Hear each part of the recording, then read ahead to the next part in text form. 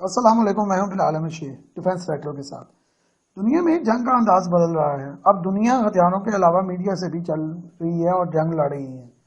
Social media کی امن نے جھوٹی اور من گھڑت خبروں کا ایسا پنڈورا باکس کھول دیا ہے کہ اس کے اثرات اور نتائج کو کنٹرول کرنا خود ان جھوٹی خبروں کو پھیلانے والوں کے بس میں بھی نہیں رہا۔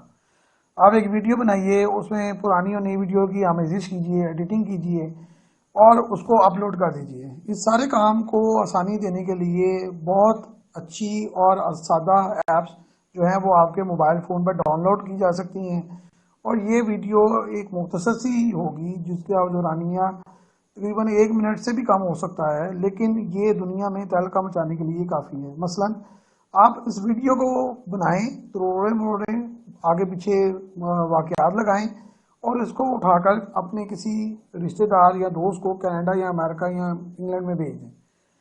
وہ اسی ویڈیو کو اٹھائے گا، دیکھے گا اور کنفرم کرنے کی زحمت گوارا نہیں کرے گا، اور اس کو اپنے دوستوں اور اہلکاء احباب میں بھجوا دے گا جو پاکستانی بھی ہوں گے اور غیر ملکی بھی ہوں گے۔ یوں یہ ویڈیو چند گھنٹوں میں پوری دنیا میں پھیل جائے گی اور اس کے نتائج بھی ہو سکتا ہے کہ سامنے آنا شروع ہو جائیں۔ پوری دنیا میں اب یہ جو کھیل ہے وہ بڑا خطرناک ہو چکا ہے، کیونکہ جھوٹی اور من گھڑت خبریں پھیلانے والوں میں، افراد میں اور گروپس میں جو ہے وہ اضافہ ہوتا جا رہا ہے۔ لیکن اب سب سے زیادہ جو خطرناک بات ہو گئی ہے کہ پچھلے کئی سالوں سے بلکہ کئی دہائیوں سے جھوٹی خبریں پھیلانے میں افواج، حکومتیں اور خفیہ ادارے بھی شامل ہو چکے ہیں۔ اس لیے یہ اس قدر بڑا سیکورٹی تھریٹ بن چکا ہے کہ کئی ممالک جو ہیں اس کا نظر ہو چکے ہیں اور نظر ہو رہے ہیں۔ آپ یقین کیجئے کہ اس طرح کی ویڈیوز اور اس طرح کی معلومات کا اثر کئی میزائلوں سے زیادہ خطرناک ہے۔ جھوٹی اور من گھڑت خبریں عہد قدیم سے پھیلائی جاتی ہیں۔ بادشاہوں کے درباروں سے لے کر خوابگاہوں تک اور گلی محلہ تک سبھی جگہوں پر خبریں پھیلائی جاتی ہیں اور نکالی جاتی ہیں۔ بہت ساری خبریں بادشاہ اور ملکہ اپنی مرضی سے پھیلاتے تھے اور جان بوجھ کر پھیلائی جاتی تھی تاکہ عوام کو بیوقوف بنایا جا سکے۔ قتل، شادیاں، بغاوت، یہ اس طرح کی خبروں کو خوب پھیلایا جاتا تھا۔ دنیا میں مذہب اسلام نے آ کر ان جھوٹی خبروں، بہتان اور افواہوں کو سخت ترین طریقے سے مذمت کر کے جو ہے وہ ممانعت کی اس کی۔ مسلمانوں کے مذہب میں جھوٹ، بہتان، تہمت اور بغیر تصدیق کی خبر پھیلانا جو ہے وہ گناہ ہے، اور اس پر یقین کرنا اور منوان تسلیم کر لینا بھی ایک بیوقوفی اور گناہ ہے، اور اس کی سخت ممانعت کی گئی ہے اور اس کی سخت سزائیں تجویز کی گئی ہیں۔ قرآن پاک میں کئی جگہوں پر اس کی سخت ممانعت بھی کی گئی ہے اور اس کے جو ہے سخت نتائج بھی بتائے گئے ہیں۔ لیکن مزیدار بات یہ ہے کہ جھوٹی خبریں پھیلانے، تہمت، بہتان اور افواہوں کو پھیلانے میں مسلمان بھی کسی سے پیچھے نہیں ہیں، اور اس پر یقین کرنے اور اس کو پر آنکھیں بند کر کے یقین کرنے والے بھی پاک مسلمان ہی ہیں۔ کسی بھی میسج کو تصدیق کیے بغیر فارورڈ کر دیا جاتا ہے اور اس کی تصدیق کی زحمت ہی گوارا نہیں کی جاتی، بلکہ دیکھا ہی نہیں جاتا کہ یہ اصل میں میسج ہے کیا، اور اسے فارورڈ کر دیا جاتا ہے۔ حقیقت کو چھپانے کی بھی سزا ہے اور جھوٹ بولنے کی بھی سزا ہے۔ قرآن پاک میں اس چیز کو بہت ہی سختی سے جو ہے وہ کنڈیم کیا گیا ہے۔ دنیا میں ہزاروں لوگ صرف اس لیے موت کے گھاٹ اتار دیے گئے کیونکہ ان پر شک تھا کہ وہ جو ہے وہ ان کے خلاف جھوٹی خبریں پھیلائی گئیں۔ جھوٹی خبریں پھیلائی گئیں، ان پر جھوٹا جو ہے الزام لگایا گیا، اور گاؤں کے گاؤں، شہر کے شہر اور ملک کے ملک تباہ کر دیے گئے۔ محض من گھڑت، جھوٹ، بہتان، تہمت، غلط اطلاعات کی وجہ سے یہ سارے اقدامات ہوتے آئے ہیں، اور آج تک کروڑوں لوگ اس کی نظر ہو چکے ہیں، اور یہ عہد قدیم میں ہی نہیں بلکہ عہد جدید میں بھی یہی صورتحال ہے۔ جھوٹی اور بے بنیاد خبروں کو دنیا میں زرد صحافت نے کامیاب پلیٹ فارم فراہم کیا۔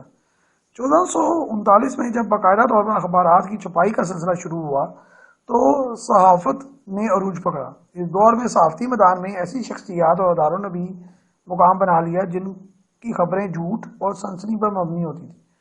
اگرچہ خبروں کی تصدیق کا رواج شروع کر دیا گیا تھا اور مارکیٹ میں سب پر لے جانے کے لیے یہ معاملات جو ہیں وہ بہت تیزی سے آگے بڑھ رہے تھے، لیکن ان پر پابندیاں اور ان چیزوں کو بہرحال امپوز کیا جانے لگا۔ لیکن کیا کرتے کہ بہت سارے ممالک نے اپنی بقا کے لیے اور دوسرے ممالک کو نیچا دکھانے کے لیے جھوٹی اور منگھڑت خبریں سرکاری طور پر پھیلانی شروع کر دیں، تو زرد صحافت نے بھی اپنے پر جو ہے وہ نکالنے شروع کر دیے، کیونکہ اسٹیٹ کی اس کو رہنمائی حاصل ہو گئی اور سرپرستی حاصل ہو گئی.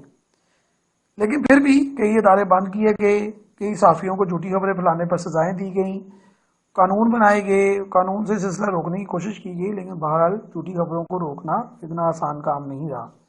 اس کی بڑی وجہ یہ ہے کہ حکومتیں خود ان خبروں کو پھیلانے میں پیش ہیں. مثلا عہد قدیم میں امریکہ کے صدر بینجامن فرینکلن نے برطانوی راج کے خلاف جھوٹی خبریں پھیلائیں تاکہ عوام جو ہے وہ برطانوی راج کے مخالف ہو جائے اور امریکی انقلاب کی حمایت کرے. امریکیوں کو زرد صحافت اور جھوٹی صحافت کا بانی کہا جائے تو غلط نہ ہوگا. اگر یہ سلسلہ کئی سو سال پہلے سے جاری تھا، لیکن امریکیوں نے اس یلو جرنلزم کو اتنا روح دیا کہ آپ کی سوچ ہے، اور دنیا کے اخبارات ایک طرف اور امریکہ کے اخبارات ایک طرف، انہوں نے یلو جرنلزم کو بے انتہا روح دیا. جنگوں میں جھوٹی خبریں بہت عام ہوتی ہیں. ریڈیو اور اخبارات نے اس قدر جھوٹی خبریں پھیلائیں کہ امریکہ میں ریڈیو کی نشریات پر وقتی طور پر پابندی لگانی پڑی، کیونکہ کئی بار جو ہے وہ پہلی جنگ عظیم میں ریڈیو پر حملے کا الرٹ جاری کر دیا گیا، لیکن حملہ ہوا ہی نہیں تھا. پہلی جنگ عظیم میں امریکہ اور برطانیہ نے اگرچہ ریڈیو اور اخبار سے فائدہ بھی بہت اٹھایا. ان کی کامیابی میں ریڈیو اور اخبار کا بہت بڑا حصہ ہے، کیونکہ اس کے ذریعے انہوں نے جھوٹی خبریں نشر کی اور جھوٹی خبریں پھیلائی، بلکہ پیمفلٹ تک تقسیم کیے گئے، اور پیمفلٹ بھی اسی دور کی پیداوار ہے. کئی محاذوں پر ریڈیو کے ذریعے جھوٹی خبریں پھیلائی گئیں اور اس کے لیے زبان بھی دشمن کی استعمال کی گئی اور اس سے نتائج حاصل کیے گئے. دوسری جنگ عظیم میں یہی صورتحال تھی، لیکن ہٹلر نے اس کا مقابلہ کرنے کے لیے پھر اپنی ایک مشینری بھی تیار کر لی تھی، اور اس میں بڑے بڑے لوگ شامل کر لیے تھے جو جھوٹے پروپیگنڈے کے خلاف جھوٹا پروپیگنڈا ہی کرتے تھے. بہرحال کیونکہ الائڈ فورسز جیت گئیں اور میدان مان لیا اور ہٹلر ہار گیا، لیکن بہرحال ہٹلر نے جھوٹے پروپیگنڈے کا مخالف جو مقابلہ تھا وہ بہت اچھے طریقے سے کیا، اور جھوٹے پروپیگنڈے کے مقابلے میں جھوٹا پروپیگنڈا ہی مارکیٹ میں لے آیا. سر جنگ میں سوویت یونین، امریکہ اور یورپ نے دفاعی اور سرکاری طور پر افواہ سازی مشینری بنائی. افواہ سازی کے لیے باقاعدہ لوگ ملازم کیے گئے اور اعلیٰ پائے کے صحافیوں کو خریدا گیا. مثلا سویز کنال کے مسئلے پر اس نے جھوٹی خبریں نشر کیں، اور جھوٹی خبروں کی بنیاد پر مصر نے نہر سویز کا راستہ بند کر دیا، جس وجہ سے اسرائیل کے ساتھ اس کی جنگ چھڑ گئی اور دونوں ممالک کو شدید نقصان ہوا. ٹی وی کے آنے کے بعد یہ سلسلہ اور بھی مؤثر انداز سے چل پڑا. امریکہ اور یورپ نے اس ہتھیار کو بہت اچھے طریقے سے استعمال کیا. دشمن علاقوں میں انہی کی زبان میں نشریات کا آغاز کر دیا گیا، اور اس کا امپیکٹ بہت زیادہ تھا کیونکہ یہ ایک نیا سلسلہ تھا. دنیا میں ٹی وی کے بارے میں لوگوں کو اتنا پتہ نہیں تھا، اور اس کے پیچھے جو بیک گراؤنڈ میں جھوٹے ڈرامے رچائے جا رہے تھے اس کے بارے میں کسی کو اندازہ ہی نہیں تھا، کیونکہ یہ ایک نئی چیز تھی. سب اس پہ سچ کا گمان کرتے تھے اور اس کو مان لیتے تھے، اور جھوٹی خبروں کو ایسے سچ کر کے بیان کیا جاتا تھا کہ پورا ملک جو ہے انہوں نے اڑا کر رکھ دیا، اور کئی لوگ پھانسی دے دیے، کئی لوگ پکڑ لیے، اور اس کے لیے زبردست طریقے سے بھاری رقوم جو ہے فراہم کر بڑے بڑے جو ہیں وہ صحافی اور نشریاتی ادارے جو ہیں وہ بنائے گئے. اس ساری گیم کا نشانہ زیادہ ایشیا اور افریقی ممالک تھے. ویتنام کی جنگ میں امریکیوں نے عالمی سطح پر ہمدردی حاصل کرنے کے لیے متحرک گروپوں میں لڑائی کروائی. لڑائی کروانے کے بعد وہاں پر قبضہ کرنا مقصود تھا. ریڈیو اور ٹی وی کے ذریعے دونوں سائڈوں پر فنڈنگ کی گئی، دونوں سائڈوں پر ہی بیٹھ کر دونوں ایک دوسرے کے مخالف فنڈنگ کی گئی، اور دونوں کو خوب پیسے دیے گئے، اور دونوں نے ایک دوسرے کے خلاف ڈس انفارمیشن کی، اور یوں یہ چینل کام کرتے رہے. بربادی ویتنام کی ہوئی اور پیسہ امریکہ نے لگایا، لیکن اپنے فوائد کے لیے جھوٹی خبریں پھیلاتے رہے. ایران عراق جنگ کے مناظر کو ایسے پیش کیا گیا کہ ایران پورے عرب میں جو ہے وہ بدنام ہو جائے اور ایسے لگے کہ وہ پورے عرب پر قبضہ کرنے والا ہے. بعد میں اسی جنگ کا رخ موڑ کر عراق کو کویت پر حملے کی صورت میں پیش کر کے عراق کو اتنا بڑا خطرہ بنا کر پیش کر دیا گیا کہ دنیا ایران کو بھول کر عراق کے پیچھے لگ گئی. عراق کے کیمیائی اور بایولوجیکل ہتھیاروں کو خوب جو ہے وہ مشہوری دی گئی کہ جی وہ تو بس بیڑا گرک کرنے والے ہیں اور پوری دنیا کو تباہ کرنے والے ہیں. خالی میزائل چلوائے گئے اور پھر عراق پر قبضہ کر لیا گیا. کویت کے تیل کے کنووں کو آگ لگی، یہ آگ کس نے لگائی آج تک یہ ثابت نہیں ہو سکا. امریکیوں نے یہ ثابت کیا کہ عراقیوں نے آگ لگائی، اور کیسے آگ لگائی یہ کوئی نہیں دکھاتا۔ جو معاملات بھی ہوئے، جو ویڈیوز بھی دستیاب ہیں یا جو خبریں دستیاب ہیں، وہ ساری کی ساری جو ہیں وہ کیونکہ ان کے چینل کی تھی، لہذا انہوں نے اپنی مرضی سے اس کو چلایا اور اپنی مرضی سے توڑ مروڑ کر پیش کیا۔ عورتوں کی عصمت دری کی گئی، پوری عراق کی جو اکانومی اور انفراسٹرکچر کو تباہ کیا گیا، کوئی خبر نہیں آئی، اور نہ ہی کوئی خبر جو ہے وہ میسر ہے۔ کویت کو بہت بری طرح تباہ و برباد کیا گیا، لیکن اس کے بارے میں کوئی خبر نہیں ہے۔ عراقیوں کو ظلم کرتے دکھایا گیا، لیکن جو الائڈ فورسز نے ظلم کیا اس کے بارے میں خبر بھی نہیں آئی۔ برطانوی وزیر اعظم نے بعد میں اس کا اقرار کیا، انہوں نے استعفیٰ دیا اور انہوں نے یہ کنفیس کیا کہ عراق کی ساری جنگ جو تھی وہ جھوٹ تھی، کوئی مہلک ہتھیار نہیں تھا اور صرف اس کو تباہ کرنا مقصود تھا۔ لیبیا کو بھی اسی طرح برباد کیا گیا اور کوئی مؤثر خبر جو ہے وہ آپ کو نہیں ملے گی۔ کرنل معمر قذافی کو جو ہے وہ وکٹم بنایا گیا اور انہی کے ظلم دکھائے گئے، جو ان کی قوم پر ان لوگوں نے ظلم کیے وہ کوئی نہیں دکھاتا۔ سوشل میڈیا نے آ کر معاملات کا تو بالکل ہی بیڑا گرک کر دیا اور اتنا خراب کر دیا ہے کہ بس ایک ویڈیو بنائیے، وائرل کیجیے اور بس پوری دنیا بیٹھ کا تماشا دیکھے گی آپ کا۔ دہشت گردی کے خلاف جنگ میں بھارت اور امریکہ اور یورپ نے سوشل میڈیا پر ایسی ویڈیوز اپلوڈ کی جس کا پاکستانی معاشرہ یا پاکستانی لوگ جو ہے وہ تصور بھی نہیں کر سکتے، لیکن وہ ساری کی ساری پاکستان کے ذریعے پاکستان کے لوگوں کے ہاتھوں سے بیوقوفی کروائی گئی اور اس کو اپلوڈ کروایا گیا۔ یہاں پر جذباتی لوگوں نے مذہب کے نام پر اس ساری چیز کو جو ہے وہ اپلوڈ کیا اور ساری کی ساری جو ہے وہ پاکستان کے نقصان کا باعث بن گئی۔ ایسی ویڈیو وائرل ہوئی جس کا پاکستان اور پاکستانی معاشرے سے سرے سے کوئی تعلق ہی نہیں تھا، لیکن بہرحال پاکستان اس کا وکٹم ہو گیا۔ بھارت کو اگر جھوٹی خبروں کی فیکٹری کہا جائے تو غلط نہ ہوگا۔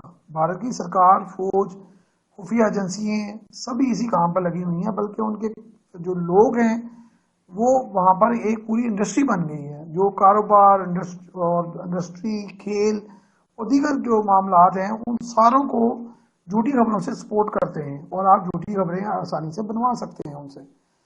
جھوٹی خبروں کا نشانہ ملک اور ان کی سلامتی ہی نہیں ہے۔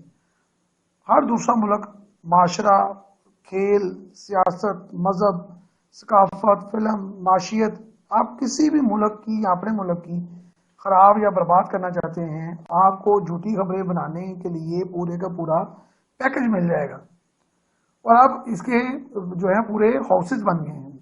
اینکر، کھلاڑی، سیاستدان، ایکٹر، یہ سبھی اپنے مخالفین کو زیر کرنے کے لیے خبریں جو ہیں بنواتے ہیں اور ان کو نشر کروایا جاتا ہے۔ کمپنیاں اپنے مضر پروڈکٹس کو صحیح ثابت کرنے کے لیے ڈاکٹروں کو، ماہرین کو، حتیٰ کہ مذہبی رہنماؤں سے جو ہے وہ جھوٹی تصدیق کرواتے ہیں اور پیسہ خرچ کرتے ہیں، اور یہ چیزیں جب بک جاتی ہیں تو ان کے خلاف ہی جو ہے وہ روک تھام کی خبریں پھیلا کر اس سے پھر اور پیسے کما لیے جاتے ہیں۔ پاکستان میں بھی جلد صحافت عروج پر رہی ہے۔ سوشل میڈیا نے آ کر مزید خرابی پیدا کر دی ہے۔ پاکستان میں جھوٹی خبروں کو ہمیشہ ہی بہت پذیرائی ملی ہے۔ ہمارے لوگ کسی بھی خبر کی تصدیق اور اس کی اہمیت کو جانچنے کو تو تیار ہی نہیں ہے، نہ تحقیق کا رواج ہے۔ سب سے خطرناک امر یہ ہے کہ خبریں پڑھے لکھے اور معتبر حلقوں میں پھیلائی جاتی ہیں۔ ایسے حلقوں میں جو یونیورسٹی کے طالب علم ہیں، دفتران کے افسر ہیں، صحافتی ذرائع ہیں، ان کو خبریں دی جاتی ہیں، ان میں خبریں پھیلائی جاتی ہیں، وہ سارے کے سارے جو ہیں اس کو بلا جانچے تحقیق کے اس کو آگے فارورڈ کر دیتے ہیں یا پھیلا دیتے ہیں۔ لوگ اس پہ اس لیے یقین کرتے ہیں کہ معتبر ذریعے سے آیا ہوتا ہے، اور بعد میں یہ خبریں جو ہیں وہ ساری کی ساری غلط ثابت ہو جاتی ہیں۔ عوام کے شعور کی سطح ہمیشہ اس جگہ پر رکھی گئی ہے کہ وہ تحقیق کی تو ضرورت ہی محسوس نہیں کرتے، بلکہ اسے جو ہے وہ غلطی اور بےوقوفی سے گردانتے ہیں۔ پاکستان میں جھوٹی خبروں کو زیادہ تر مذہبی رنگ بھی دیا جاتا ہے، جس کو برے طریقے سے استعمال کیا گیا ہے کہ پاکستان کی سلامتی اور امن کو داؤ پر لگایا گیا ہے، بلکہ اسلام کو خود اس سے خطرہ ہے۔ جھوٹی خبروں کو پھیلانے کے لیے اس طرح جو ہے وہ معاملات بنائے جاتے ہیں اور اس طرح ان کو جو ہے وہ پھیلایا جاتا ہے کہ عقیدت مند بندہ جو ہے وہ اس سارے معاملے کو اپنے لیے جو ہے وہ خطرہ سمجھتا ہے اور وہ اس کو کھلے عام فارورڈ کرتا ہے، اور تحقیق کرنے یا اس کی جو ہے سمجھ کرنے میں بالکل ہی جو ہے وہ زحمت گوارا نہیں کرتا۔ پاکستان میں ٹی وی اینکر اور میڈیا ہاؤسز بھی جھوٹی خبریں پھیلانے میں پیش ہیں. اگرچہ یہ مسئلہ صرف پاکستان کا نہیں ہے، بلکہ اب رائے پر اثر انداز ہونے کے لیے بڑے بڑے اینکر، صحافی اور میڈیا ہاؤسز کو خریدا جاتا ہے. اور ٹرمپ پر بھی ایسے الزامات لگائے گئے تھے، لیکن دیکھا جائے تو کئی 100 سالوں سے یہ کام ہوتا آ رہا ہے، اور ہزاروں ایسے کالم و تبصرے، تحقیق، اقدامات اور رائے آپ جو ہے وہ پڑھ سکتے ہیں، جو کہ آپ کو اب مکمل طور پر جھوٹی نظر آتی ہیں. اور وہ اس زمانے میں اس پر فیصلے کیے گئے، لاکھوں لوگوں کی زندگیوں کا جو ہے وہ فیصلہ ان کالمز پہ، ان تبصروں پہ، ان تحقیق پر ہوا، لیکن وہ سب غلط تھی. اب وہی کام ٹی وی شوز میں اور سوشل میڈیا میں کیا جا رہا ہے. خود ساختہ صحافیوں نے تو بیڑا گرک کر رکھ دیا ہے. اینکرز نے سسی شہرت کے لیے، پیسوں کے لیے جو ہے وہ یوٹیوب، ٹویٹر، فیس بک اور دیگر ایپس کا سہارا لیا ہوا ہے. زیادہ خبریں اور تبصرے جو ہیں وہ جھوٹے ہیں اور صرف ذاتی رائے ہے، اور اس کی تحقیق اور ثبوت کا تو رواج ہی نہیں ہے، نہ ہی کوئی پوچھتا ہے. ایک ویڈیو وائرل کرنے کے لیے جو ہے وہ آپ اس طرح کے جو کیپشنز لگاتے ہیں کہ جی اس کو پورا دیکھیں، یہ ہو گیا اور پتہ نہیں کیا آفت آ گئی ہے، اور اصل میں وہ بات اس میں ہوتی ہی نہیں. امریکہ اور یورپ نے سوشل میڈیا پر اپنا کنٹرول کیا ہوا ہے، جس کو بھارت کی زبردست جو ہے وہ مدد حاصل ہے. اب ممالک دوسرے ممالک میں خرابی، بدامنی، فسادات اور مسائل کے لیے سوشل میڈیا اور الیکٹرانک میڈیا کو استعمال کرتے ہیں. اپنے چینل اور افراد استعمال کرنے کی بجائے ٹارگٹ ملک سے ہی افراد جو ہیں وہ خریدے جاتے ہیں، اور اسے ٹارگٹ ملک کے خلاف ہی استعمال کیا جاتا ہے، اور اس پر کثیر سرمایہ خرچ کیا جاتا ہے.